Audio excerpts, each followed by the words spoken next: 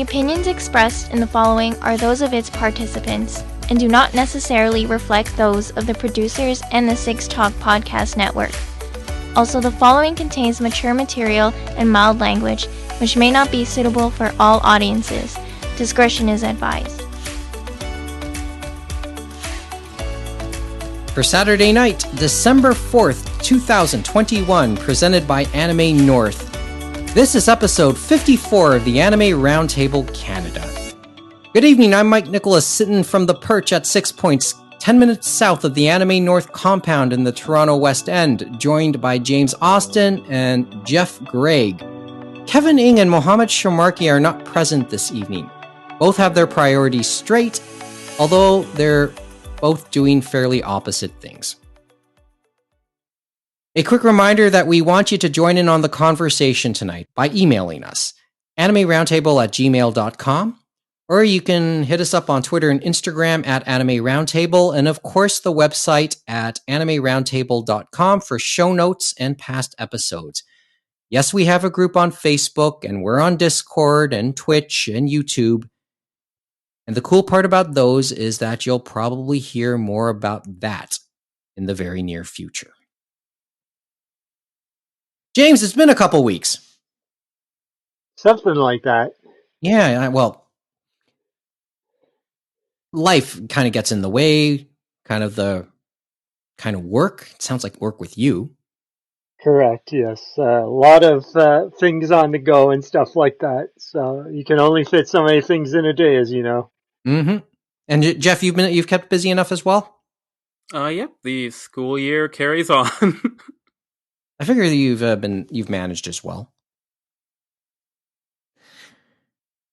Okay, last time we were on, and James wasn't with us a couple weeks ago when we were last around, we gave our initial impressions of the Cowboy Bebop live action. And so the big question now comes, how much more have either of you watched of the live action Cowboy Bebop? Be honest. Don't worry, we're not, I'm not here to condemn. Who wants to go first? Anyone? So I watched, I think, three more episodes. So I watched the first 3 as of the last recording, or maybe the first 4. That might have been the animated series. And it took me a long time to get back to watching. I'm still enjoying the episodes I'm seeing. So there's a lot more Faye in the cast now. As far as where I'm at, I think she's sort of just officially joined the party, so to speak. I'm still enjoying it, but it just wasn't a priority. Even before the series that I'll talk about at the end of the show today launched, there were still other things that I wanted to watch more. And it's weird because it's still fairly low priority. I'm way more excited about giving Arcane a chance than I am continuing Cowboy Bebop. But Cowboy Bebop is also very low stakes. I feel that it's a really good dinner show to put on while eating. Where did I hear that line? I think we heard that line from Kevin last week. Yeah, it's enjoyable. I'm still enjoying the character dynamics and the acting and seeing how they're adapting the set design and all that kind of stuff. I just have other priorities. Okay, James. What about you? It's what you expect. I would say that Geoff has watched way more than me. That's honest. As I said, I can't condemn that because you guys clearly have a life right now. I don't. In the last 2 weeks since we were taping, since the Space Heater, I've finished up both. I completed rewatching the entire anime series, and I apologize because my memory of the anime series was quite blurry. I did give the impression that I thought Vicious didn't answer to elders in the anime at that point. He does. They just don't figure in as much. And they are depicted in pretty early on in the live action as well. And and just like everything, probably you learn a little bit more in depth about the elders in this case. The elders were characters that I completely forgot about from the Syndicate. So until I saw them depicted again in the anime, I mean, they were a bit of an afterthought. So I apologize. My memory is so blurry. But it also meant that when I got to the end of the anime, I really forgot how good that was, and how powerful some of the scenes were towards the end of all that. And and I'm trying to measure my words a little bit so as not to spoil anything, because I know Geoff hasn't seen the anime series. I don't know how much James remembers of it. I do remember most of it and stuff like that. So I do Is know where you're getting at. But I will have to say, are we taking Jeff's anime card away from him or something like that? His fan card now? okay. I Come on. I famously watched Evangelion for the first time during the Netflix sort of relaunch. If someone was going to take away my anime card, it would have been taken away years ago. Well, the problem is, uh, that's another debate altogether. Don't Yeah. worry, Jeff. You can take away mine too because I still need to get around to JoJo's and a few other things like One Piece. So yeah, simply I just forgot how good that was, and eventually I have to get back to watching Squid Game or watching other stuff on the Crunchyroll side of the equation. Mugen Train is there. Mugen Train is on Crunchyroll now, and I haven't gotten around to watching that. And I think the new Demon Slayer series, I think, debuts in the next little bit too. Anyway, going back to Cowboy Bebop, so I finished both. I certainly have my impressions of both. I try to read around on the criticisms. I from my perspective, I'll just say I enjoyed it. But I also look at it as the live action. Yes or no? Was the live action always going to be a Kobayashi Maru scenario? Was it always going to be a losing proposition? If you mean always, then I would say no, because I feel that if they waited 30, 40 years, the fans of the anime would be dead or wouldn't care. Maybe that's being too extreme. I think they'd still be alive. But you didn't have adamant Speed Racer fans complaining about the Speed Racer movie, despite all those changes and the more futuristic approach. Um, and if you waited 20, 30 years, the special effects would have been that much better. Obviously, Cowboy Bebop couldn't use some of even the sort of special effects that have been pioneered for use in The Mandalorian, which probably would have improved things or at least made things easier. I'm thinking that part of that was on purpose, though. I mean, they wanted a certain stylistic feel to it, and it would feel, and because of it, I think it would come across as a little plasticky and fake and cheesy. Like it felt like a mix between, at times, Dick Tracy and Sin City. So it felt fake, and I think that was on purpose. Sometimes it's hard for me to really put into words, but considering all the influences that Watanabe had, spaghetti cowboys, film noirs, etc., I think they were just, I think, trying too hard to as an homage to that, and maybe it just became a little too hard. Sorry, James. I think you wanted to answer the question too. No, I didn't. So actually, you can go ahead. Was I going saying too much? I don't know. Well, I think the style there, from what I've seen, so I guess I've seen about half of the first season. like I would definitely agree that there does seem to be intentional stylization there. Some of the scenes that I think were even clear with that sort of preview trailer thing. Obviously, not quite as extreme in the actual series, at least from episode to episode. But I think that when you can't replicate, you know, anime to live action, I think that this might have been a good approach, because otherwise, I think that comparing it to things like Firefly would be even more rampant than I'm sure they are now.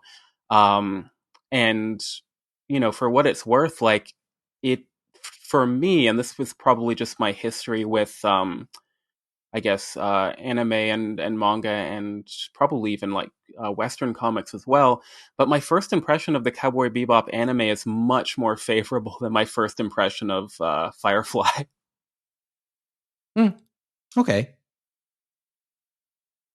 I just want to see. James, do you want to add anything to this, or do I, you want me I to? was I was thinking more back to Jeff's thing about Firefly because I had that same feeling, and I remember watching some of the stuff on Fox, and it didn't really grab me till a friend saw it later and said I should watch it again. I watched it again on Blu-ray, and something clicked that time when I marathoned it, and you don't know what it is, right? It's interesting. Hmm. Like I said, so my week was, because I had time, still not working. My week was basically finishing up the anime and the live action. The So, movie as well. oh yeah, that's right. I forgot about the movie. Is Okay, the maybe I'll movie give that a watch tomorrow or something. is the movie a continuation, or is it just It's during a something. point in It's kind time? of in the middle, I believe, from my understanding, the way they It's said it. it But seems knocking to on heaven's door, yeah, is kind of like in the middle somewhere there because you could place it kind of anywhere between a certain few episodes and that because the gang's all there and it's before you have that kind of finale. Yeah, I would put it at the latest episode, between episodes 22 and 23 at the latest. It's pretty much a regular adventure, but a little bit more elongated. It has Oh, and I enjoyed it. And okay. and if you watched, yeah, if you started the anime series, and at least to the point where after Ed comes in, so after episode 9, I think it is, you could really watch the movie pretty safely at that point, I'd say. So I have to give that a watch. And remember, the movie was after the run of the series, so the anime series, that is. Okay, so after watching, and I did finish the live action a few hours ago, and then in reflecting on it, I want to look up what has been said about it in the last Uh couple days. oh. No, no. As I said, no. I'm gonna tiptoe away from spoilers No, as much as. I mostly just meant, what's said about an infamously hated before it was out series. I'm just imagining a lot of vitriol and The doom one article that prayers. has stuck out in the last few days for me is an anime news network article. What was Cowboy Bebop really about, by Michael Balsley? I guess that's how you pronounce it. And then there's a YouTube video for that's basically a monologue of the article. So I'll put a link into that specifically.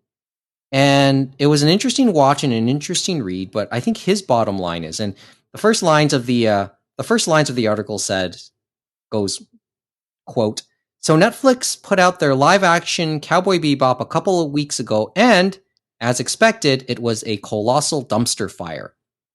However, of the many things that I could tear this show apart for, I feel there's one central idea that needs to be addressed more than any other. Did Netflix Bebop even understand its source material in the first place? The answer, unsurprisingly, is an emphatic no in all caps. But to understand why, we need to take a trip back a couple of decades to see what made Cowboy Bebop work so well in the first place." And then basically it's an 11-minute video about that. The takeaway I got from the video is, and maybe I have to rewatch it, but my immediate takeaway is that he liked the episodic nature of the anime series and didn't think too much about the underlying plot concerning, Spike's past. He said he thought about Vicious and Julia more as an afterthought. I think that was his beef with it, or what he thinks made it work. I think it worked. I think it worked for those reasons, yes. But I think, and you're starting to see. I'm sure you're seeing it develop quite a bit, Geoff. That Vicious and Julia are very much involved in the episodes now, Mm-hmm. and I think that's pretty cool because it's always was going to hang over the whole arch of the series anyway. But I So why think not start to regard it slowly a little bit more, James? I was just thinking that since it's a shorter season, and as they say, you never know if you're going to get that chance at a second season, right? That I think it was probably going to be less episodic than, say, the anime series was. So I think they were going to look at that overarching story maybe more and in a more quicker fashion, stuff like that. So it feels probably like it's coming at you faster than what it actually was before. Mm-hmm. And as I think I mentioned last time, I think the binge culture has a part in that too. I mean, the fact that I kind of drifted off is probably, maybe not the best sign for the series. But, I think if it was more episodic, there'd be more incentive for people to drop it than there might already be. Okay. So there's that, and it, for what it's worth, I'm not I don't know what to make of Halsley's little piece. As I said, I apologize if I mispronounce it because I'm good at mispronouncing names. Not totally sure I agree. I mean, it was a good read and a good watch, the YouTube video, and it gave me a lot to think about. But I'm not totally sure I agree. Because, as I said, but I'm on the idea of I'm trying to let the live action series stand on its own, which because I think it's been given the Kobayashi Maru treatment. just really just really quickly, when you mentioned the article, I guess sort of complaining about the absence of the episodic nature, the first thing that like instantly came to mind to me was how much I am not enjoying, for the most part, this most recent series of Doctor Who, which has been exclusively kind of one long narrative. And that series, is kind of built upon a premise of like, this week we're in Victorian France, next week we're in the year 3000 at the end of the universe, the following week 2045 New York. Like, it's sort of built upon like, let's go to a new place in time every season, or every episode, which I know is a bit of an extreme version of what you find in Cowboy Bebop. But I And do, frankly, in 80s television, for that matter. yeah. But I do think it's interesting that just this idea of how important is it to a series identity to either be narrative or sort of episodic. And I think that you can see that in a lot of superhero animation as well. Um, but it's interesting with anime that most of them tend to be more ongoing narrative, and the episodics are more of an anomaly. Like Cowboy Bebop, I can think of right now. A lot of the comedies um, go that direction, but as far as sort of serious action drama, I know there's comedy in Cowboy Bebop. I can think of Bebop. I think of Kino's Journey and Jing King of Bandits. I'm sure there are more, but generally, if you look at that sort of very either action or fantasy sci-fi, um, the the majority tend to be, here's a story. They go into arcs. Maybe there's an ongoing narrative. Um, So it's interesting that, it's this anomaly that has been turned into the norm, but it's a adaptation in live action, so it, takes And things in a it kind of brings it back to the style, to the normal presentation style that yeah. anime is kind of known for. Like, And depending on the director, in an alternate reality, Cowboy Bebop could have been set up like the current Netflix series, or a different producer or a network executive, what have you. Mhm. So anyway, but as I said, it was a I found it thought provoking, even if I didn't totally agree with it. Mind you, one of my favorite defenses of the Netflix series was one line who just said, "Trying to satisfy anime fans is a lot like trying to satisfy gamers and Trekkies." They were once again probably a Kobayashi Maru scenario. Literally this time. Yeah. So let me find the exact line, because I thought it was a great line too. I In think this, it's more of an interest to see what happens when you have someone seeing the derivative first and then they go back and see the original. That always Hmm. would intrigue me. See what would happen then. well, and then that's sort of the purpose here, isn't it? Like, I mean, the whole idea with doing live actions was to introduce the story and the story to a new generation, to people who aren't necessarily anime fans. Remember when we started talking about this, anime fans were so arrogant enough to think that the only people who would have held any interest in watching it were anime fans, and that they weren't going to be sold on it.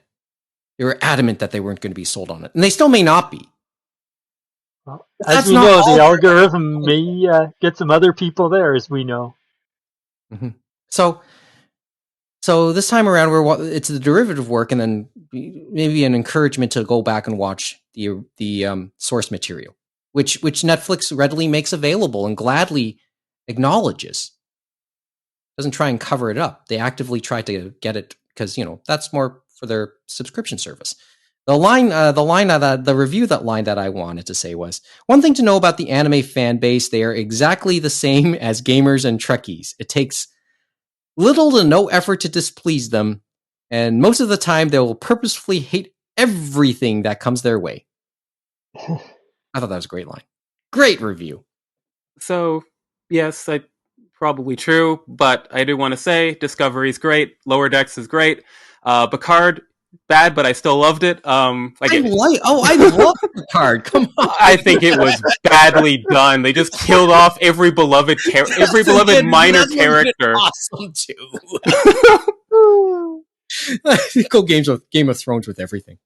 Oh boy. What's the last one? Prodigy, or yeah, Prodigy. Obviously aimed at kids, but I think it's still fun. It's weird because it starts off. I think there's only 5 episodes, and they get decreasingly Star Wars every subsequent episode. The first one, if you didn't, I think there's a Tellarite in there, but if you didn't hear that name, it would just be a Star Wars episode, and then like every episode after that, it becomes more Star Trek and less Star Wars. It's very weird. But yeah, There you go. lots of great Star Trek these days. Yes, there is. But I think yes or no. It'll be more exclusively a television property and probably never get back to in theaters. I think that's fine. I like 2009 and the second sequel. Okay, I mean, I really Basically, love. The Kelvin line, right? Yeah, like I really love that first Kelvin movie. Like it was very different, but it was a fun. Like, okay, yeah, it's a Earth 2 Star Trek. I like the idea of that. Yeah, And and now there's animated series, and there's going to be the spin-off with Pike. Like it's a interesting, diverse time for Star Trek. mm-hmm. Oh yeah, can I save one final word for John Cho here, since we're Oh kind of yeah, talking about and there's the Star Trek connection. right? John Cho was interviewed last week or the week before on CBC's CBC Radio more specifically. And he was asked a little bit about the burden of playing an established character already in Spike. And his answer was just simply, well, I've done it already. He's played Sulu. who's already been established by when George Takei depicted him originally. So he's aware of the burden. He was well aware of the burden, and I think he's embraced it even more so since then.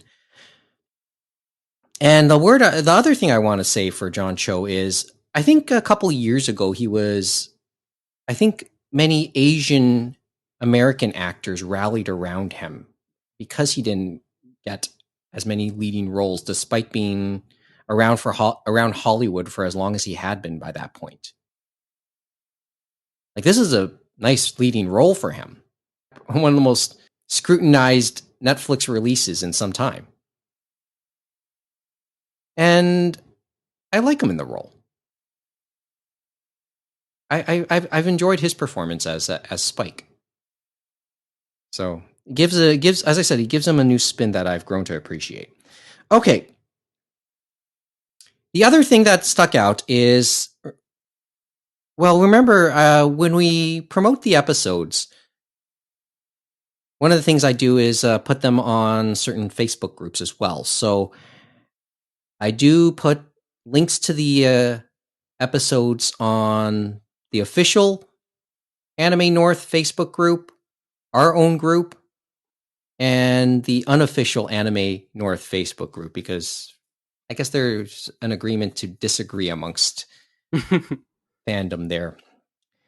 So I put up the Space Eater Chat episode on the unofficial group, and I got an interesting reply, and I want to hear people's thoughts on it. A guy named Marco, who commented, quote, "I feel there's just something telling about how Arcane is currently the most critically praised show on Netflix right now, whereas the live-action Bebop is very mixed. Almost as if animation is a great medium and doesn't often translate well into live action." Okay, I want to at least acknowledge this comment and have a couple more words. I did reply at the time by saying it's a fair statement, but I believe the debate takes on many different angles. And honestly, I think it's a healthy debate. So I want to at least acknowledge that and come out with a thought. Do either of you have a thought, or can I present mine? And then I can present mine, or do you guys want me to just present my thought? Yeah, go ahead first. Go ahead there. My thought is, it's not as if it hasn't successfully been done. And it's not as if an anime property or a manga property hasn't been successfully translated into live action. We here in the West don't see too many of them, but it's been done plenty of times in Asia. Hanayori Dango is probably one that sticks out. There is an interesting take on Here's Greenwood. And I get it. These are all comedies. These are all slice of lives. To some degree, You're Under Arrest. That was whatever. Rurouni Kenshin probably is the most successful one to have come out. I think the thing is, it's trying to do it in the West to cater to the viewership in the West, which, and this is where I have issue with the arrogance of the fandom. You just have to go with that, because this is happening. This type of stuff is happening. We talk a lot about anime and manga being part of a larger media mix that constantly adds and evolves. DVDs, other merchandise, figures, little trinkets, whatever. This is part of the mix now. Get used to it, especially since it was announced earlier this week Mega Man is going to get a live-action adaptation done by Netflix as well. This is real. This is real. Get used to it. Or, to those who will shut it out right away, you're going to have a stroke pretty soon. So chill. Okay, who wants to go first? I was gonna say though, Mike, if the Mega Man fans get what they want, they're gonna have a stroke if the live action doesn't look like the original NES covers in North America. That's what I think is gonna be the real stroke. I'm Well, also I'm already thinking about how the Mega Man. Well, cover in what way? Like the covers of the actual games as they were released in North America.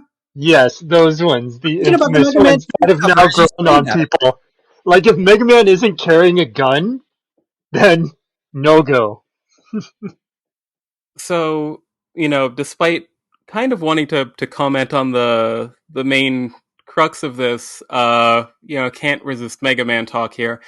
The Mega Man movie's been in either pre-production or production hell for a while now, so I'm wondering if this is more of a rescue by Netflix or if they're going to sort of turn it into their own project. The problem with Mega Man, and especially what is referred to as the sort of original series, is that Mega Man's like a 12-year-old boy, and as Netflix's Avatar: The Last Airbender project, sort of rumored to sort of be part of the reason why the creators left. Netflix wants that CW romance angle, so I think most of the Last Airbender characters were aged up from 10 to 14 to 16 to 20 kind of age group. And the original Mega Man series, if you make that character a 20-year-old, it just kind of gets weird based off of the themes of the series. Like X would be fine, even one of the spin-offs. You could work with that, like Legends, sure. Um, but with Mega Man, they're not going to make him a child, and I don't think they're going to make him like a 30-year-old. I think they're going to try to hit that weird CW 18 to 25-year-old zone, which I think is.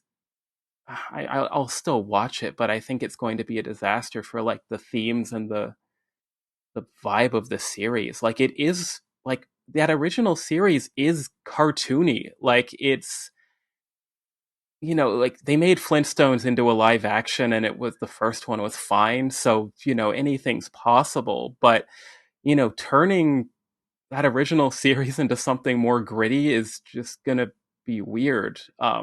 I think the original '90s cartoon is maybe as adult or gritty as you can take that concept. Watching that cartoon, actually, I actually enjoyed it too. Yeah, Like when I you was got a so kid, I much of liked it. watching.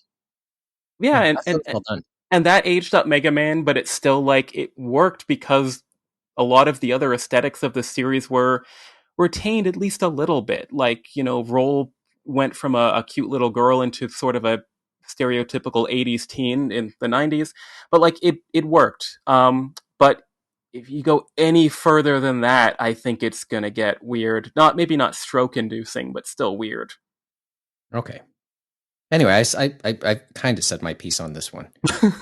Oh, or did I? Did I? Or maybe it was too tangential. I don't know. No, I think it worked. But I think that the main thing is that like I think you hit on something really important there when you mentioned a lot of the live action adaptations in Asia being slice of life, being comedies. And when you look at, successful and beloved more action or I guess action, adventure, fantasy, sci-fi, um, I'm not sure Japan and Asia have the greatest track record on that, at least in certain aspects. Like if there was a live action Shaman King announced, I would much prefer it be North American or not Japanese. And At there's least created, if only for the special effects. A lot of Japanese, even big blockbuster movies, for whatever reason, seem to skimp out on the special effects. And when you have a series that's so focused on spirits and what would be special effects, I I I would probably cringe thinking about what would happen there. And maybe it would end up looking like a bad Toho Godzilla movie. yeah, but at least those have integrity. Like if you see Okay, any fair enough. clips of the Full Metal Alchemist movie, it looks like they farmed it out to really talented newbies, but still like it's I think it's just sad a little bit. You're making me think about looking. I know I have this somewhere in my own archives, but I have at least a bad copy of the Saikano live action somewhere sitting here. But you did have me thinking that. But my point kind of remains. This is kind of the next frontier in what we're going to see in entertainment.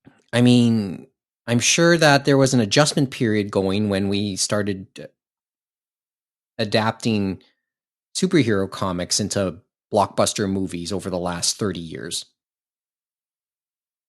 And it was hit and miss, and you had people who were strictly on the into comic books, picking away at it. But it's maintained itself. But to that commenter's point, I think that the most universally praised and beloved, and I mean universally here, superhero movie of the last few years was probably Into the Spider-Verse. I mean, Yeah. sure, the Avengers movies made more money, but people criticize it. People say, oh yeah, it was good, but it was, it was exciting, but it was one of those movies. People praise, the hell out of Into the Spider-Verse, and rightfully so. So Great I think movie. I enjoyed that. yeah, and I think that's a more Yes, I get it. It's an apt animated comparison to Arcane, right? Where Arcane, I mean, I haven't seen it yet, but both Arcane and Into the Spider-Verse are making people like me who kind of scoffed at CG say, okay, this actually looks good. They're being expressive. They're being creative. It doesn't just look like Pixar. It doesn't just look like DreamWorks. They're doing something unique, but they're also, pulling out high quality. I mean, I think I'll always still generally prefer 2D animation, but I do think that there's a comparison to be made with those two examples where, yes, there are popular live action series on the platform, Squid Game, Stranger Things, etc. But I think it's great that in the movie space, you can have things like Into the Spider-Verse, and in the streaming space, you can have things like Arcane or Invincible, which is 2D animated. That it's like, oh, here's really good high quality animation to go along with, your The Boys or your, again, Stranger Things, Squid Game, whatever. Mm-hmm.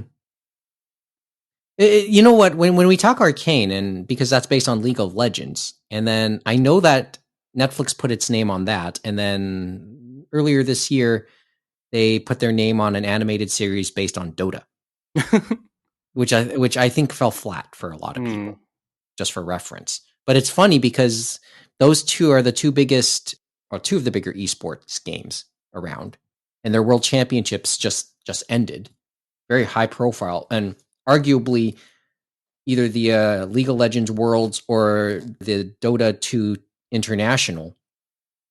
Arguably, those are the two biggest championships in all of esports. So I just found it interesting that Netflix kind of dips its toes in two kind of rival games. Anyway, okay, I think I've dwelled on it a little too much, but and I don't want to talk too much more Cowboy Bebop because then we're getting into spoiler territory. I want you guys, when you get time, to be able to watch it a little more, and maybe we can talk a little bit more about that. But we have talked way too much Cowboy Bebop, I think, in the last month or so. It has been the talk. I get it. But there are other things that also caught our attention. So before we finish up tonight, and boy, we've talked about Cowboy Bebop about the length of a regular live action episode. We split off into Mega Man discussions and other things. And other things, yes. Okay, we haven't done it in a little while. Let's do a bit of a COVID update because I think we have a few things related to that to talk about as well.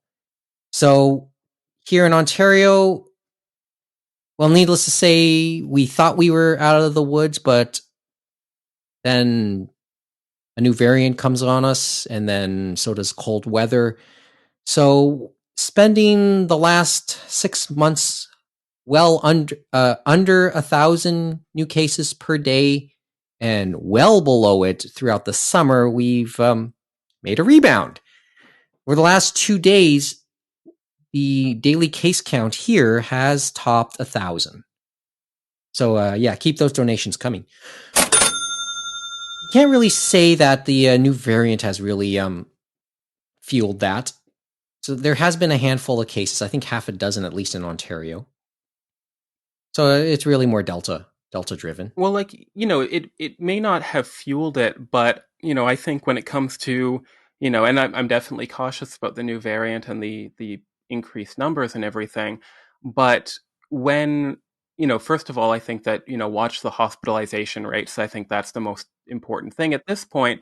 But with and again, I'm not a doctor or a stats person, but I'm thinking, the last couple weeks we've heard about this scary variant, so more people are going to get tested, which means the numbers are going to go up no matter what. Again, I'm an art teacher, not a math teacher, but like that's just what I'm assuming, right? Like, Oh yeah, isn't yeah, that what would that's a fair happen? statement, and that's a fair statement. So really, the bottom line numbers, yeah, that's there, or the case count numbers, that's of course going to catch some attention. But the real numbers you should stick with test positivity rate, I'd say, ICU rate, or hospitalization rate and ICU rate.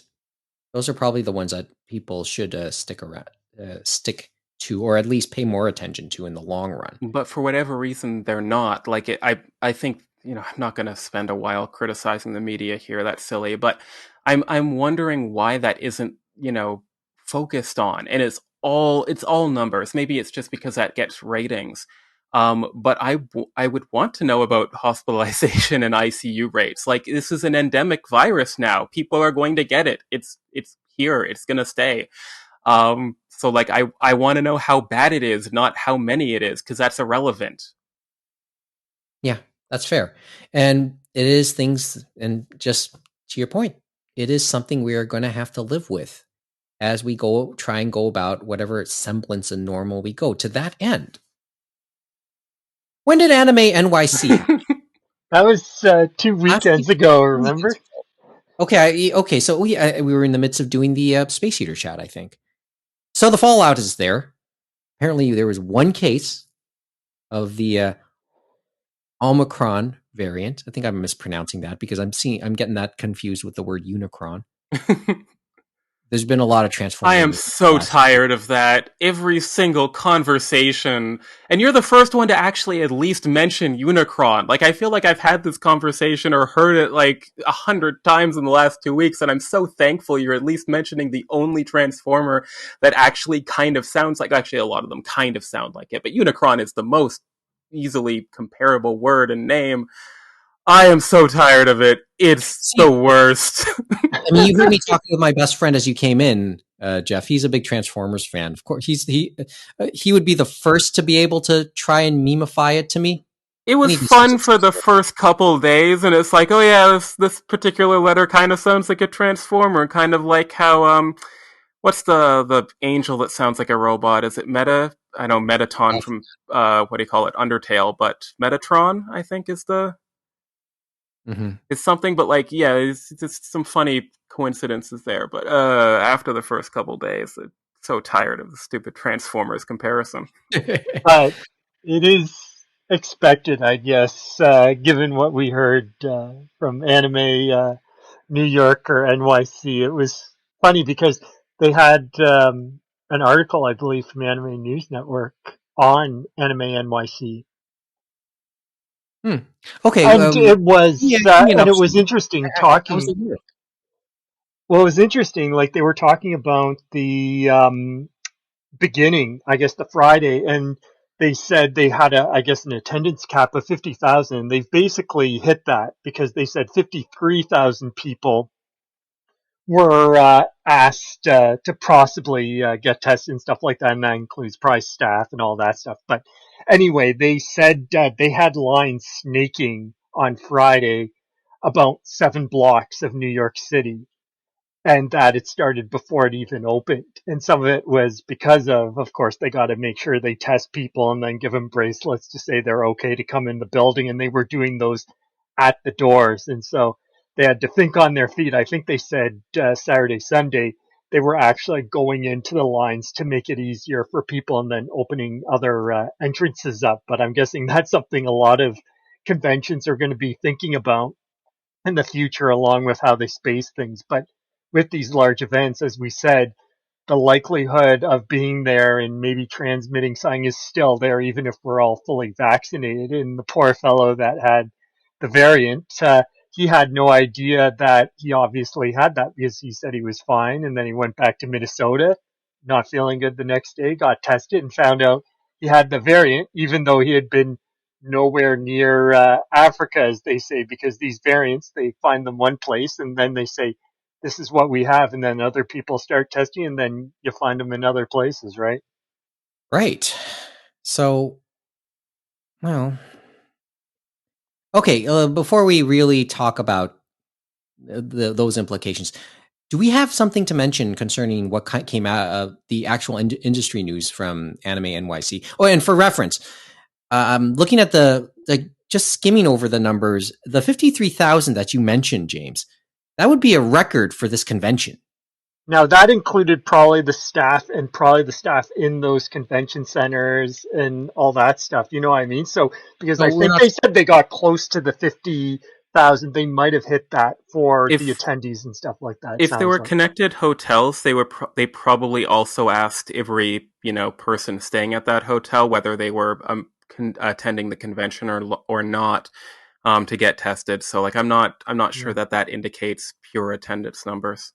Yeah, Okay. but So tracing maybe is it's the same probably a podcast. nightmare because, as they said, it's like Minnesota to the New York health authorities, which then says they have to go to the other ones, and then you saw those things, press releases from, I guess, New York City, and then it even got on the White House press secretary, which I don't think any of us quite expected, but as they say, someone had to take that, I guess, for a big convention. It could have been any convention.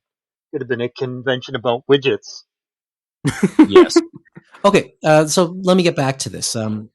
Do we have any industry takes that There any was quick still industry that some you would news to bring come on? out that was interesting, and as they said, it was like one of the biggest like anime only conventions, and they were saying that a lot of people that went to it, it had a lot more energy than say the New York Comic Con that had happened a few weeks before, and supposedly I think Aniplex and Funimation were at that, but they weren't really at the Anime NYC, which was interesting. But maybe that's because it was powered by Crunchyroll. That could have been it. Yeah, Anyway, but Funimation could have gone in. so for announcements, the one thing on the anime side was the Crunchyroll announcements. And it's interesting. I'm thinking about back when we were doing things, Mike, where they would talk about these announcements as like things that were already out and they're going to bring them to DVD or what have you. And now all the announcements at the convention seem to be, it's like, since we're 1-to-1 with Japan, it's like, this is coming out next year in Japan and across the world and stuff like that, which is always interesting. But I guess, Yeah, yeah. The pools were used to be fun back then. Oh, those yeah. were the days. But I think Kevin had talked about this, and I know it's the next big thing in Shonen Jump, but Crunchyroll got Spy Family, or Spy X Family, and that seems to be a big get for them, I guess, because as we know, Netflix has gotten some big shows and stuff like that. And then the other one I noticed from there was, what was it? Shikimori's Not Just a Cutie, and that one is from Kodansha has been releasing the manga here in English, and so they got that, and that should be a big one for them. And then they got the second season of Inspector, which was interesting. But I think the big one was Spy Family. I think that'll be a big one across the board for a lot of people. Okay. As I Like said, that's Shonen Jump. So, okay. And as I admit, not titles I'm familiar with. I'm still trudging through the 2010s. and then there were some other things. Like there was a lot of manga related announcements and stuff like that. I know, and some were interesting. Like I noticed they did some audiobook stuff. Like I know J Novel, they had announcements, but they also had Slayer's audio novel is going to be coming out, and I Yeah, think I Lisa did Ortiz is see that. going to do the reading of that, which will probably be Oh, nice for cool. that. Mm-hmm. And then Yen Press is going back to do stuff for audio novels, like Spice and Wolf. Okay. And then the other one, this one wasn't, these two weren't from Anime NYC, but it was interesting recently that they came out. One was that Seven Seas, they've been doing weekly announcements every Wednesday, but they got the license for Tokyo Revengers, which I know Kevin had mentioned to me was a big thing on some Discord channels and stuff like that. But the interesting thing about that is Kodansha USA has been releasing Tokyo Revengers digitally on their platforms and stuff like that. So you would have thought they would have got physical, but this is the first time they've had a digital. Someone else has gotten the physical, which is Seven Seas. So that'll be interesting to see how that does, even though they've done Kodansha stuff before. Okay. And then the other one, audiobook, talking about audiobooks, Vampire Hunter D. Supposedly, I guess Oh, Dark now Horse there's a good fight. is working with an audio an audio company to do the first three novels so far of Vampire Hunter D as an audio novel. So it'll be interesting to see who reads that and does that. And it's interesting for some people because I know the first novel got animated, and of course the third novel got animated and stuff like that. The third novel being Bloodlust. And so the last one I think that we saw is it was actually Faku and Dumpa had a long running series that I don't think anyone thought would be licensed, and that was Nana and Karu, which is a young animal series. It's a very long series, but it's interesting that one got licensed and stuff like that and is coming over here because it's kind of an etchy series, but it does. It's one of those series you don't think would find an audience here that much. So it'll be interesting to see how that does. Okay. Well, thanks for the quick update. All overwhelming, I'll be honest.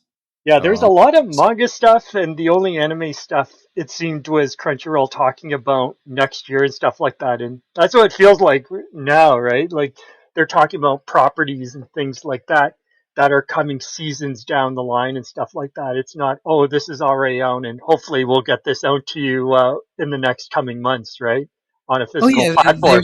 there's the departure, right? And there's the departure from bygone era for us. I was thinking actually more of and you might not remember it, Mike, but I think it was maybe 2004, and it was CN Anime. It was before they were Fan Expo, and I think it was the second time Genion came over, and they had the trailer for Fate Stay Night and then Helsing Ultimate. And remember, these were just trailers, and they hadn't even created anything yet for either of them or released them yet. And it was like before, just like these, right?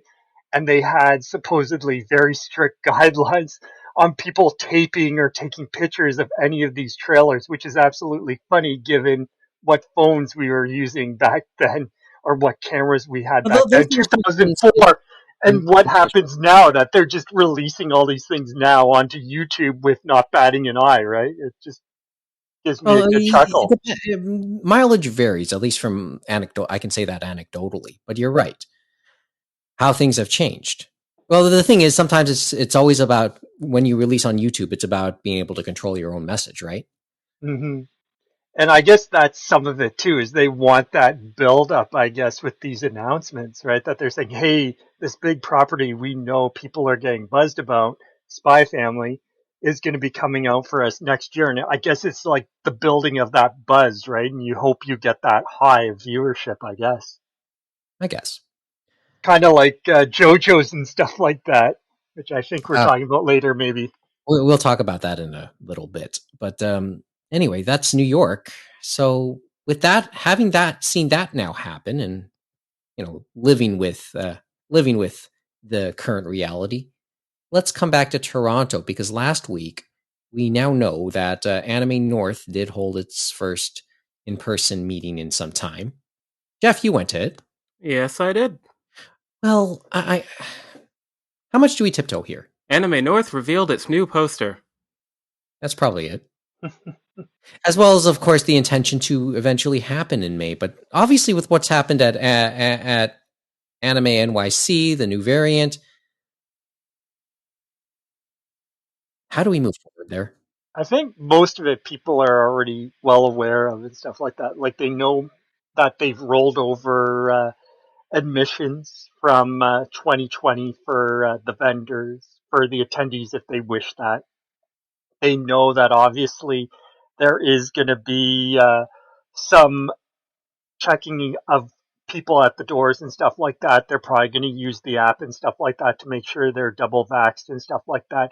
They're going to do it probably just like if we were in this time zone at the moment. They're not thinking of the possibility and unfortunately, I'm sure some people are thinking like this, that somehow we're going to reach March 31st, 2022. The clock's going to turn over. Hallelujah, no more masks and no more checking and no more this and that. But as they And said, that is if things are at a good state and a good possibility and stuff like that. So there's no guarantees. So I think you always have to plan for the worst possible scenario, which they probably are going to do with them and their partners, which is the DoubleTree and the Delta. The yeah, Congress Center Congress as Center. well. Yeah, I think that we're still about a week away from probably knowing how bad Omicron is. Thankfully, well, not thankfully, but these things take time. Um, so, I think we'll find out about our immediate future then, and then, see what happens in March. But yeah, I think that, people should expect things to be different, but not as different as if they were if they had run things last year, right? I still have relative currently. We'll see what happens in a week. I have relative confidence in the vaccination rates and all that kind of stuff. Um, and I think that as we've seen in the States, at least, you know, we are kind of inching towards conventions returning, which I think is exciting. I mean, again, anything could go wrong in the next several months, but even despite the variant of concern, I feel at least somewhat optimistic that the trajectory will still be in a state where, um, convention season will be a thing. yeah, A it's different just thing, but a thing. a thing. and I think for Anime North too, they're in a better spot because remember they're in end of May and stuff like that, where it means it's going to be warmer. They can do things outside and stuff like that. Hopefully, given it doesn't rain or anything like that, because we know it has rained from time to time last at Anime North. Just to clarify to the listeners out there, March 31st is when Ontario is set to eliminate their the mask mandates. At least that's a date the provincial government here has wanted to earmark. Obviously, things change, so we'll see how that evolves, especially with the Omicron variant. Future programming note to self, as in me. We will endeavor, and I know Chris will eventually hear this, but we're going to endeavor to get Chris Nobelsky to come on and see what is safe to say concerning any planning of Anime North for 2022. But of course, he is just as much an anime fan, so the invite will also be for his takes on the headlines as they are too. But really, I think the fact that there was a face-to-face of any sort concerning the organization of Anime North for next year, I think is a big step forward. And I think Especially since next year will be the 25th anniversary. And it's also worth noting through Geoff, I received a message from Norm. So yeah, we're going to be there if need be, if allowed. But yeah, we do intend to tape something, probably an episode there. Sorry, go ahead, James.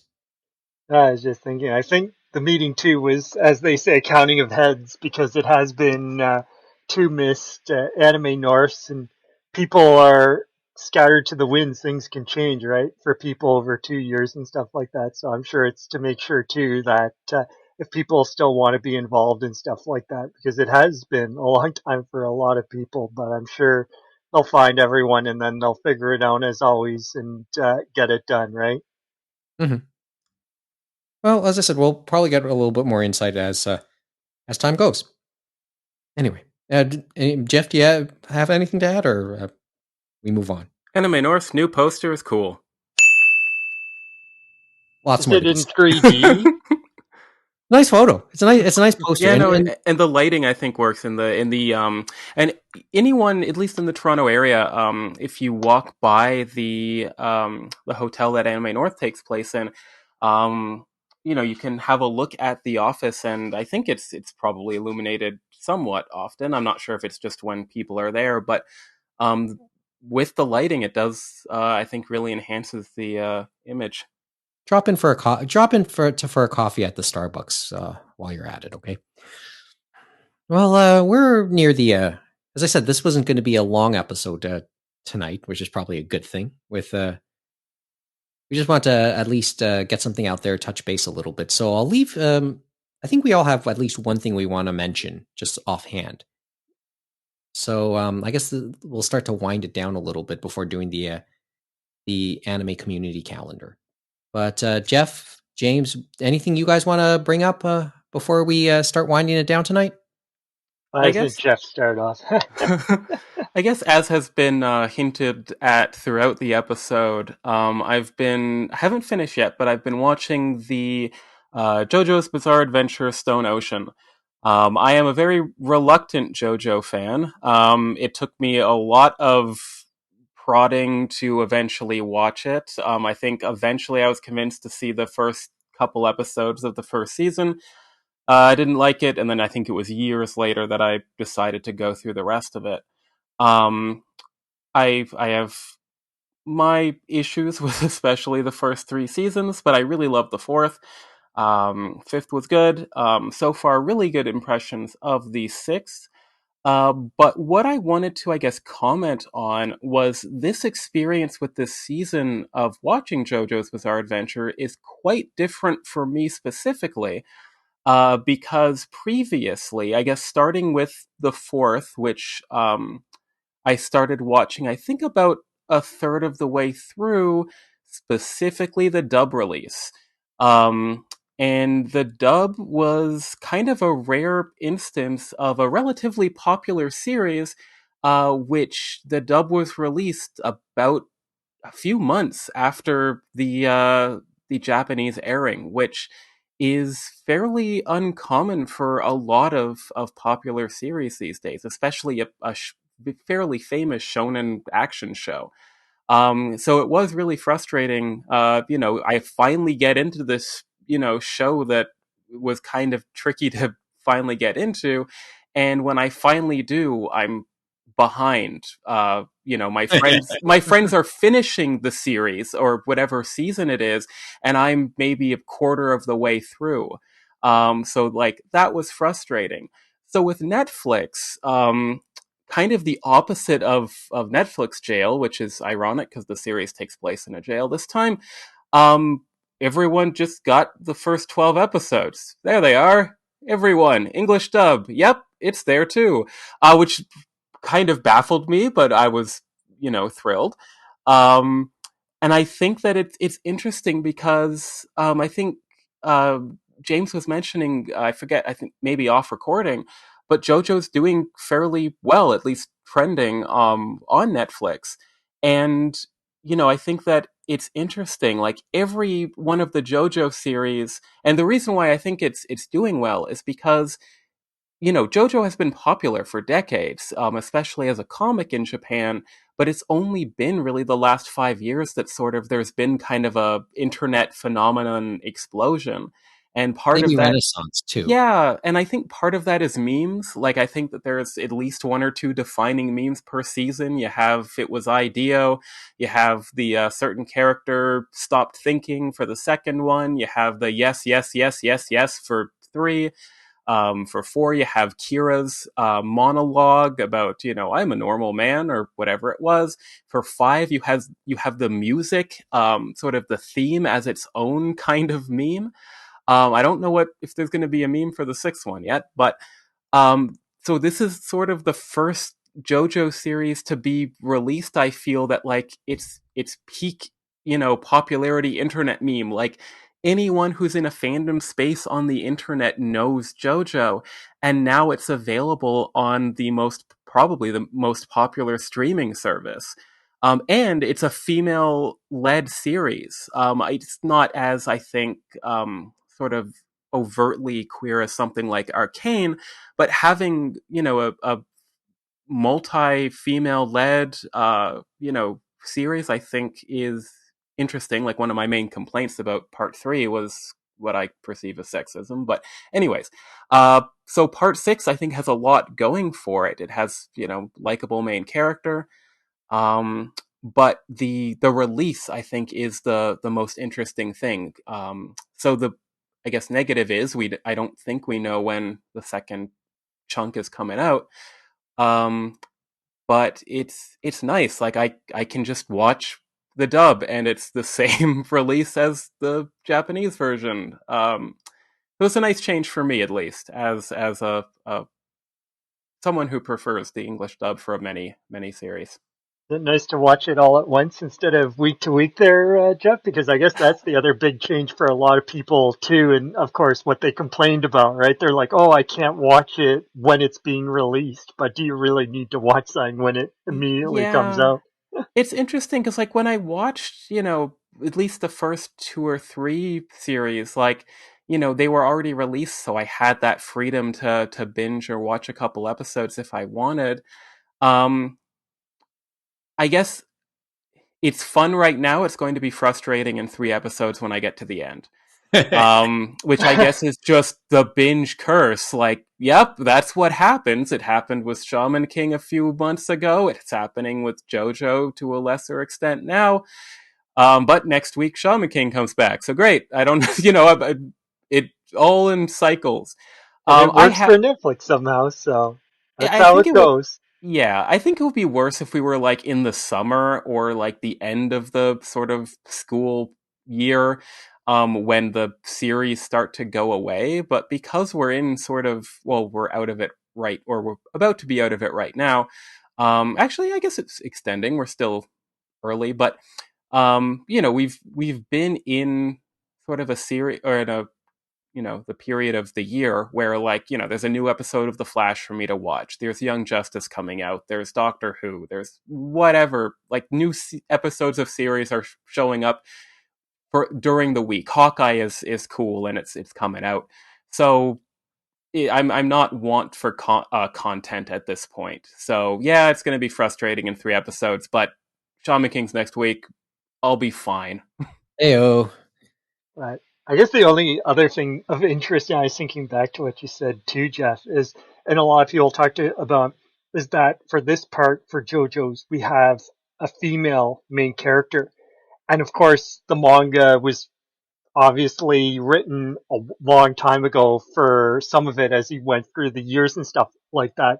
And for this part, when the creator got to it for writing the manga and then had to go to the editorial board and stuff like that, supposedly he had to fight to get it to be a female character and stuff like that, and to get the cast he wanted, because the editor, his editor, and I guess the people at the manga magazine, I think it was Shonen Jump or whatever, I Yeah. should say that, they actually believed, because it was to a younger male demographic, they wouldn't relate and it wouldn't work at all in the magazine. And he had to fight to actually get that done. He was able to push it through and it worked out. But it kind of boggles the mind that they could think that. I'm curious, like, because it is shown in Jump. It's aimed at 12-year-olds. Hmm. The series starts out with like a pretty overt masturbation reference, and I'm like, is this really 12-year-old boy book? Okay. I'm wondering, like, did they add that for the anime? Probably not. But yeah, no, I could believe that. Look at the history of female-led shonen series in general, but especially Shonen Jump. Um, like, I think there's what, like, 2 artist writers in the history, and I'm not probably just as many female-led series. Maybe I'm being a bit of an exaggeration, but I'm glad that he, I guess, had enough clout that he was able to push that through. I Because guess by part 6, they're like, okay, I guess we'll give this one to you, right? The immortal vampires, we know them, right? Oh. yeah, Okay. James, what's the one thing you want to bring up? Well, the one quick one, two are video game related, but the one was that Bloomberg, I guess, for Sony had an update, and we'll see if it turns out to be true next year in regards to them trying to compete with Microsoft and Xbox and Game Pass, and that they're likely next year going to merge PlayStation Plus and PlayStation Now into a tiered system, and that one of the tiers is probably going to have PlayStation 1, PlayStation 2, PlayStation 3, and PSP games streaming along with some of their other games for PS4 and PS5 to No make it, I Vita? guess, a bigger competition for Game Pass. And I guess that ties back to what we talked about them shutting down PSN store for PlayStation 3, Vita, and PSP. So now the dots start to connect, right? Well, at least there's something. It sounds nice, but I guess we'll have to wait and see What and did learn Geoff more. want to pitch in there? No, I was No just wondering. Vita? No Vita? You mentioned every console except Vita. Oh, well, life isn't everything, right? Oh, man. The only thing that comes to mind right now, and it's kind of unrelated to this. First of all, it sounds nice because for all this hope of backward compatibility and stuff, well, a means to be able to play vintage. I guess that's not the greatest word, but vintage games. And they're talking about cloud gaming too, I think, for it. And I know Microsoft has been doing that with Game Pass as well. The only question mark is we know relatively where Game Pass is for pricing. It'll be interesting to see where PlayStation Spartacus with their new tiers for PlayStation Plus, how they're going to price it. But I think they're going to price it similar way, and those are going to be higher prices. So I think people are finally going to have to decide, okay, which camp are you going to be in? Are you going to be Xbox or are you going to be PlayStation? And some of them, interesting enough, I think are starting to embrace, I guess, these new digital era. I'm still fine with, and I'd rather get it physically and stuff like that. So I'm not really going to be in this race, as they say. But it was interesting for Black Friday. They said the Xbox, I think the S version, was the best seller. And that's because, of course, it was actually in the stores, unlike all the other consoles. And the other thing Default, was Game default, Pass, default. and Game Pass was the other thing because I'm guessing they're like, oh, I don't need to buy a game. I'm just going to get this Game Pass thing and I'll have all these games at my fingertips, right? So it's interesting how people's mindset changes and the idea of I don't need a disk drive at all, right? So Switch. What do we say about Switch in all of this? Because they've haven't they introduced some services recently? yeah, that we talked Sort of. about the disappointment, and the disappointment actually continued this week because a few days Oh, ago they announced, "Oh, you remember that expansion pass we released at the end of October? We're going to add some games. One game, Paper Mario N64 next week." And all the people came out and said, "What is this BS?" They're like, "You went like from saying drip that's it. feed to even more drip feed." If you can Mhm. even call it that. Kind of like saying that's it. Okay, not much. But it's interesting because you look at the price point of that and they say, okay, if you want to play with the big boys and stuff like that and you want to offer something up, you better start playing. And the other thing is their emulation quality and stuff like that on some of them has to improve as well, especially on the N64. It may be good enough for most people, but at some point, they got to start putting their money where their mouth is because we know they're sitting on cash and we know that they can probably get some irons in the fire to maybe try and iron some of this out. And I bet you for Nintendo, all the people outside Kyoto are probably telling them that, but because they're a Kyoto company, they probably have their own mindset and are set in their ways, as we know. Hmm. Fair point. And they probably have to be in the same room too. That probably helps too, as one friend joked. Well, it's just interesting because I said best friend who I mentioned just now. Kids are looking to get a Switch for Christmas, I and think I think it's the sort of regular ones we probably, because we've seen those holiday bundles, they're the old versions, and I think they're just as good and stuff like that. You don't need an OLED switch and stuff like that. So they're still out there. It's just the OLEDs I think are harder to find, but yeah, it's but just it's interesting. it's It's a just search, isn't it?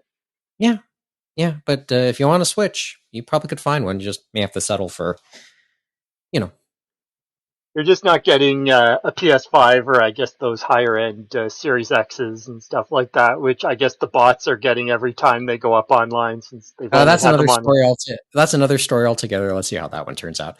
Well, Okay, one day we'll be able to buy video game consoles in a store. I'm not sure when, but we might one day.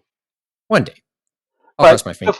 the funny thing is, I'll give you one more thing on the video game front, and that is about a long lost arcade game that should have been dead that came out this week in Europe and Japan, and it's going to be out in 2 weeks in North America on Switch and Polybius? PS4.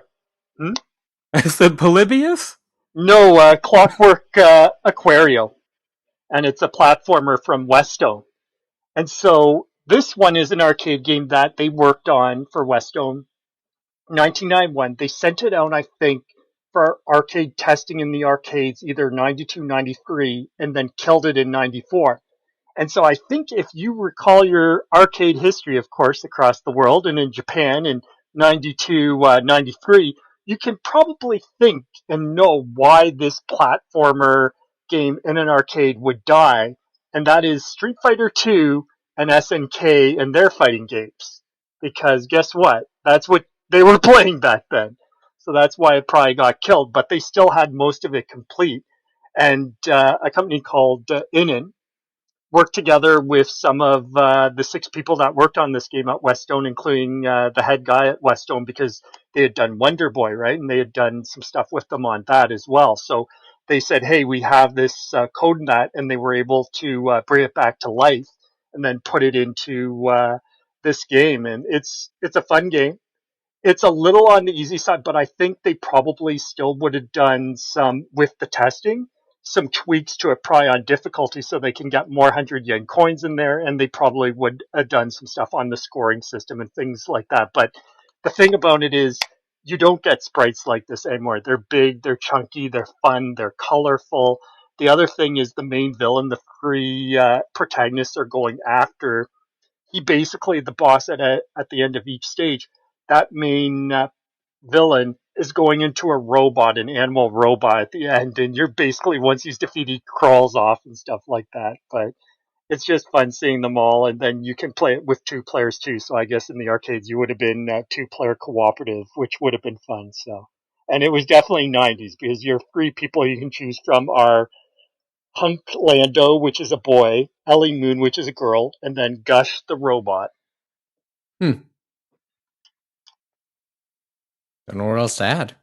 Uh, I'd want to look it up though. But yeah, if you look up, I think there's a few things out there talking about its history, but it's interesting to see. You don't hear that often about a game that was pretty well dead and stuff like that, being able to get back out into the wild and people to try it, Yeah, no, that's fair. I mean, especially on the Japan side and stuff like that. We have had, I know, Star Fox 2 and other things like that, but that's another but it's a one. nice story. It is a cool story. Okay, let me do the community calendar first, and then I'll say my thing because it's related to this show. Nothing bad, but let's just do it in proper order, okay?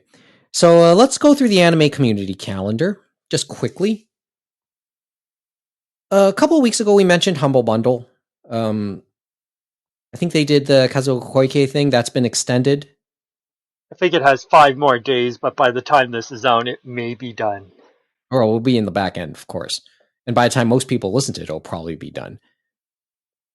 And then we mentioned the think like Live Like a Samurai bundle, basically a bunch of old books, really good. That came and went. That's done. But there is a new bundle in there now. The what's the best way to describe it? It's a light novel bundle from Kodansha, and it's from the Monogatari series and stuff like that. The Nisui-san books and stuff like that. That is the fellow that writes them up and stuff like that. And I know Aniplex has done animes based on these books and stuff like that. So I know it's got quite a following, but I haven't read them myself. I haven't either, but I'm well aware of it, and I know that there's some on Crunchyroll, so I want to give this a shot. So I think how many items in this? 40 some odd items. Yeah, it sounds like quite a bit. 24 It's items. almost like the Kyoke one as well, because that one had quite a few in there too. Yeah, 44 books and roughly just under $38 Canadian. Once again, these are ebooks. Sounds like a good value. Always whenever stuff like this comes along, so that's worth checking out there. NHK World has broadcasted the annual Songs of Tokyo Festival. This would have been, as I said, the Western counterpart to the Kohaku Utakasen that's traditionally done during the New Year, at least the way I look at it. It was started. In celebration of the then upcoming Tokyo Olympics, but it's traditionally taken place in the exact same hall that the Kohaku takes place in. That hall is under renovation, so Songs of Tokyo didn't take place there. The Kohaku will not take place there. It's going to take place at a convention center elsewhere in Tokyo. But this did happen this year, and all 4 parts of it are now online on the NHK World website. We'll have a link for that. I think it's up until sometime in January. Always worth a watch, especially since well-known artists that anime fans will be familiar with do show up during it. I didn't look through the guest list yet, but I think Kana Hanazawa does show up in it. And that's timely because she does have the lead role in Maiko-san Chi no Makanai-san, Kyo in Kyoto. She plays Kyo herself. So that's something probably worth checking out, and we always mention it whenever it comes up. So it's up. Worth checking out. So let's talk Japan Foundations just for a couple seconds. Japan Foundation New York and its ongoing series on academic perspectives in Japanese pop culture. The next entry in that series will take place December 16th. I forgot what day of the week that is. Somebody tell me. Thank you. I'm going to look that up. Give me 1 second. Thursday. Is a Thursday. Thank you. Not next week, but the week after. The week after, shoujo manga. The power and influence of girls' comics will be the focus, and 4 shoujo manga experts will give their takes. Deborah Shamoun, Mia Lewis, Kazumi Nagake, and Erica Friedman. That's a familiar name. They'll delve into the history and take a closer look at the styles and themes that make it unique. That's worth a watch. Always an interesting series whenever entries in the academic perspectives and Japanese pop culture series comes up through the Japan Foundation New York. Not to be outdone, the Japan Foundation Toronto, in association with the Canadian Film Institute and the Embassy of Japan in Canada, announced the 39th Annual Japanese Film Festival, which will take place online next weekend, December 9th to 11th. During those 72 hours, they'll offer 2 films for free streaming if you're in Canada. Those films being Mixed Doubles, the 2017 comedy, and Bento Harassment, a 2019 comedy. I don't know much about them, but hey, free is always good. And they did do something like this last year with a handful of movies. I think Koshian was one of them, and I think 7 Year Goodbye was part of that as well, if memory serves me right. But yes, we're doing a film festival here for Canada, a Japanese film festival in Canada. And I did clarify this with them. I mentioned the JFF Plus, the big one, the big Japanese film festival that happens early in the new year. It's been confirmed for 16 countries. One of them's not Canada at this point. There are no plans for Canada, but that could change. Who knows? Anyway, those what else? And do we have anything else to mention? No, that's about it. That's about it. We could mention Discotheque Day happening on the 13th of the Monday, but if you've listened to this, you might have already watched that too and stuff like that. But that's on the Monday the 13th. Yeah, so maybe in the future we might talk about that. You never know. one of their online reveal shows, which they seem to be doing on a quarterly basis. Well, I guess the last one must have been Otakon they did and stuff like that. So I guess it makes sense that one would pop up and stuff like that. I think they did one last year in December too. Yeah, basically, They I mean, might this. they might do what they did last year too, where they tried to start a new holiday tradition, as Mike Toole said, and that was they had the Sanrio anime of Nutcracker, and I think they might try to stream that 24 hours on Christmas or something like that, since it's a related Oh, Christmas movie. on the topic of adaptations from previous works. Okay. So, just a quick announcement. This is more related to this show. We've hinted this. We made the joke a couple weeks ago since some of the equipment got upgraded. There's now a Rodecaster sitting here at 6 Points, and that'll be used regularly now, whichever version of the show we end up doing, whether it's in person or online. That isn't the only thing we now have in store.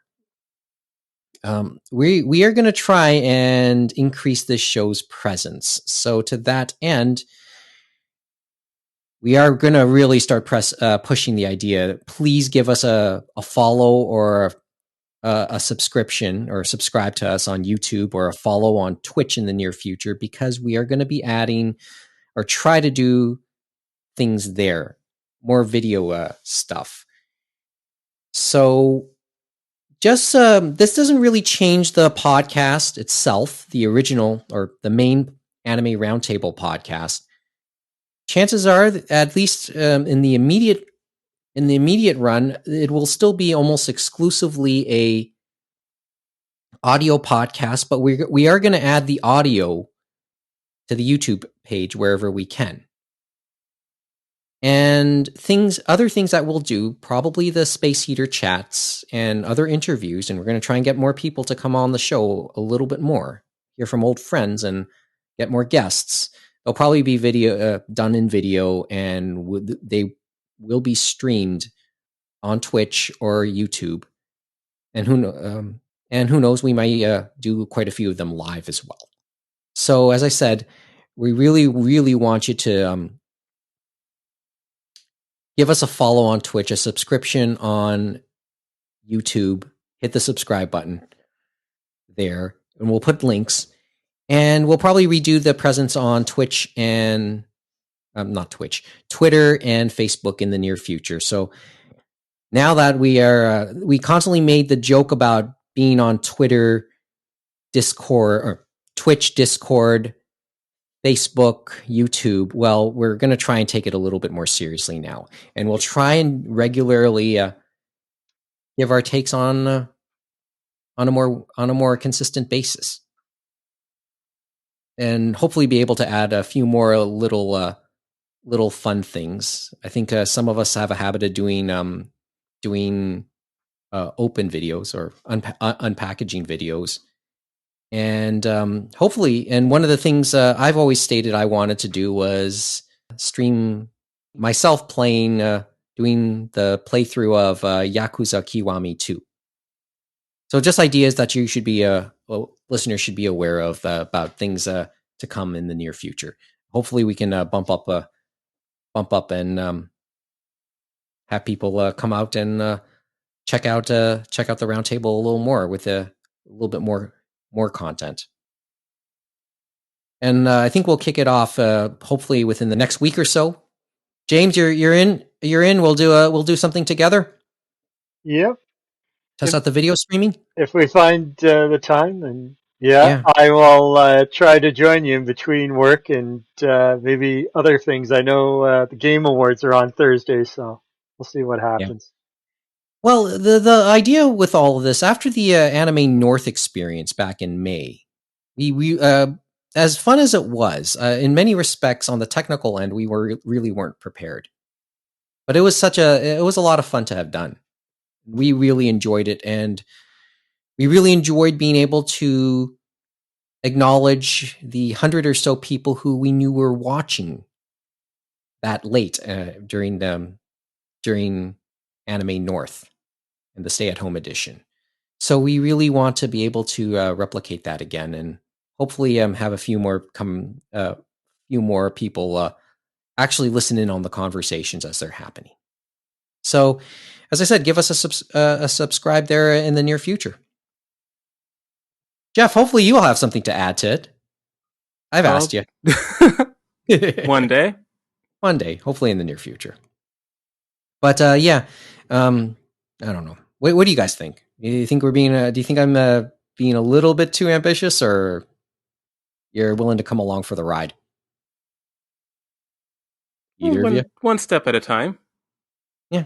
Even if it's an ambitious step, then it's still going to be easier. We got to start somewhere. Just truth be told, it's gonna look really bad. But hey, check it out when the time comes. But we're done. That's about it. Hopefully, Mo and Kevin will be able to join us, and they'll be able to add their 2 cents on various things, and hopefully, we'll have more to talk about. But in any event, that's all we have for tonight. So once again, we're going to give the contacts. We want to hear from you. AnimeRoundtable@gmail.com if you want to go old school. Twitter, Instagram @AnimeRoundtable, AnimeRoundtable.com. As always, word of mouth is always appreciated, so tell your friends about this show if you think they'll like it. And don't forget, wherever you can leave us a review wherever you're seeing or listening to this, because reviews and good reviews may help us in the algorithm and ensure it shines its fortune on us. We typically do regular episodes once every other week, but as mentioned, with the changes that are now planned, we're going to try to be a little more frequent with that. So subscribe to us on YouTube or follow us on Twitch or Twitter or Instagram so you can be notified whenever we add something new. And also, in the meantime, check out our playlist on Spotify, which has music inspired by many of the things we talk about here. That's it. So until the next time we're online, thanks for listening. Good night from Toronto, and join us again for another edition of the Anime Roundtable.